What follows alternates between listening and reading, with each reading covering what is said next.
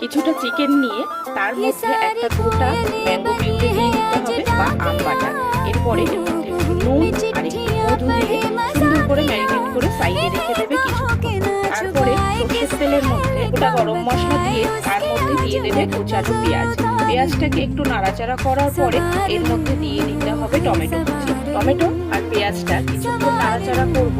তারপরে এই পেঁয়াজের মধ্যে দিয়ে দেবো একটু হলুদ গুঁড়ো আর একটু নুন দিয়ে আবার কিছুক্ষণ নাড়াচাড়া পরে যখন ভাজা ভাজা হয়ে আসবে এর মধ্যে দিয়ে দেবো একে একে আদা আর রসুন বাটা।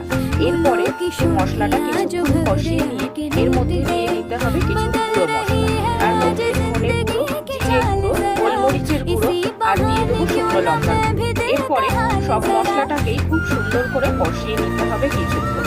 মশলা কষা হয়ে গেলে একদম এরকম রং চলে আসবে, তার মধ্যে দিয়ে দেবো ওই ম্যারিনেট করা চিকেনটা। গ্যাসটাকে একদম লো ফ্লেমে দিয়ে আধ ঘন্টা থেকে 40 মিনিট মতো নাড়াচাড়া করে কষিয়ে নিতে হবে। তারপরেই রেডি আজকের এই দারুণ টেস্টের আম চিকেন। তো আপনারা অবশ্যই বাড়িতে তৈরি করে দেখবেন। আর আমার ভিডিও ভালো লাগলে আমার ভিডিওটাকে লাইক করে যাবেন আর কমেন্ট করে যাবেন আর ফলো করে পাশে থাকবেন। Thank you.